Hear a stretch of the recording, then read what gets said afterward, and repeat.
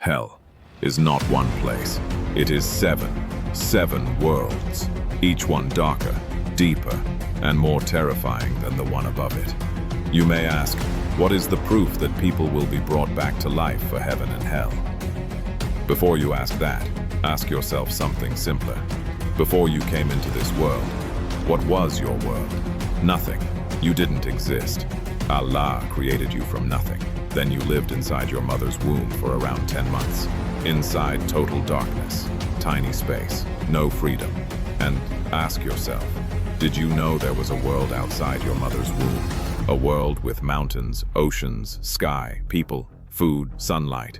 No, you had no idea. But when you were born, you entered a completely new world. A world you never imagined. In the same way, after death, there is another world. A world we cannot see right now. Just like the baby in the womb cannot see this world. The one who created you once from nothing can create you again easily.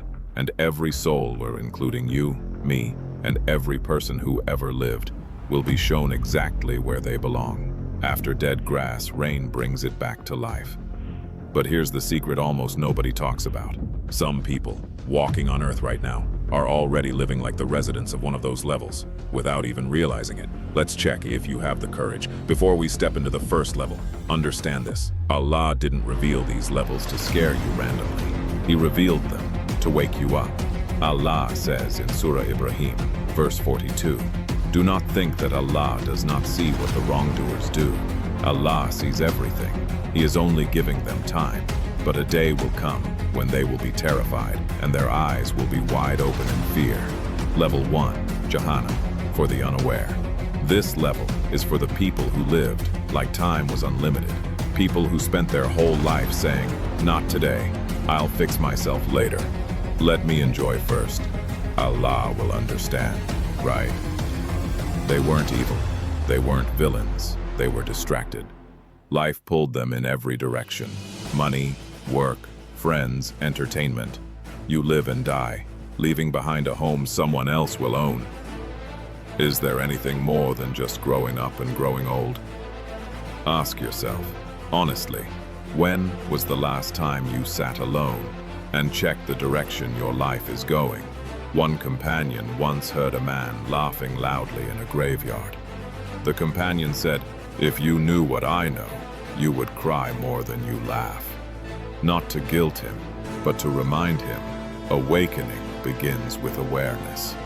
These are the people who didn't hate Allah, but acted like they didn't need Him. And Jahannam, the first level, is the wake-up that comes too late. But this level is nothing compared to the next. Level 2, Ladha, the fire of the arrogant. If the first level is for the unaware, the second is for those who knew and still chose pride. Allah says, "Indeed, it is the fire of Allah kindled, reaching over the hearts." This is the level where the fire doesn't burn the skin first. It burns the heart. Why? Because arrogance begins in the heart. These weren't demons or monsters. They were humans who let their ego grow bigger than their conscience. People who refuse to apologize, refuse to admit mistakes, refuse to bow to Allah even once. Have you noticed how some rulers crumble nations but never say sorry? How some people destroy families but treat themselves as perfect? This is their level. But the arrogance of level 2 is tiny compared to those who abuse truth itself. And now, we go deeper.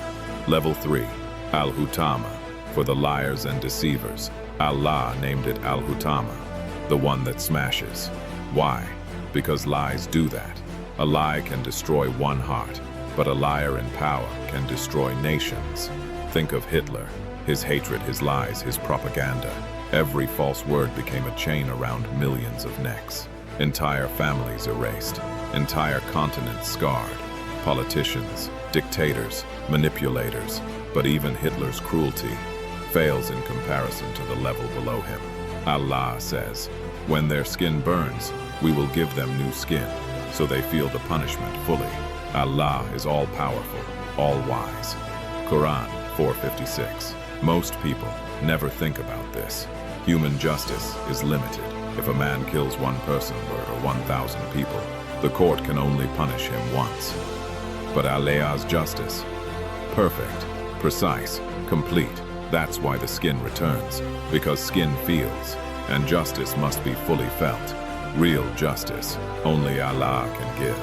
Now hold your breath, we go deeper. Level 4, Sakar, the fire for those who knew and denied. This is the level for those who recognize truth clearly, undeniably, and still rejected it. Allah says about them, "What led you into Sakar?" They will say, "We did not pray, we did not feed the poor, we talked falsehood with the vain." These people weren't ignorant. They saw injustice. They saw oppression. They saw blood spilled. But they stayed silent because truth was inconvenient. Fir'aun saw miracles with his own eyes. Plagues, signs, warnings. But he said, "I am your Lord Most High." That one sentence sealed his place. And today, we still see leaders who know the truth, yet choose their throne over their soul. They smile on screens while the ground underneath them screams. These are the people of Sakar. But Sakar is still not the midpoint. We are about to descend into the level that breaks even mountains. Ready? Level 5, Jahannam, the fire for the oppressors and the cruel Jahim, is not for people who made mistakes. It is for people who made others suffer. It's for those whose hearts turned stone-like, people who hurt the weak and felt nothing. Allah says, "Taste the punishment of burning." Think of tyrants who used fear to rule, police who tortured innocents, parents who beat their children without mercy, husbands who destroyed their wives' hearts, bosses who crushed the dreams of their workers. Jahim is for those whose power became poison. Allah says in the Quran, "Do not think Allah is unaware of what the wrongdoers do. He is only delaying them for a day." But even the cruelty of Jahim is a shadow compared to what lies below. Level 6, Jar, the fire of the rebellious. Sa'ir is for those who didn't just sin. They challenged Allah openly. These are not people who slipped. These are people who declared war against their own creator. They mocked the Quran, mocked the prophets, mocked the people who believed, made fun of the hereafter. They said things like, "If there is a God, let him punish me now. Religion is for weak people. I don't need Allah." Sa'ir is the fire that follows rebellion. Allah says, "We will say to hell, 'Are you full?' And it will say, 'Are there any more?'" This is the level where even the fire itself is hungry. But Sa'ir is not the end. One more level remains. A level so deep, the Quran describes it as a place where the person falling into it takes thousands of years before reaching the bottom. Level 7, Al-Hawiyah, the lowest depth. The final level, the darkest level. Al-Hawiyah is for the pure evil, those who had no mercy for anyone. Serial killers, genocide leaders, torturers, rapists who destroyed countless lives, leaders who massacred children.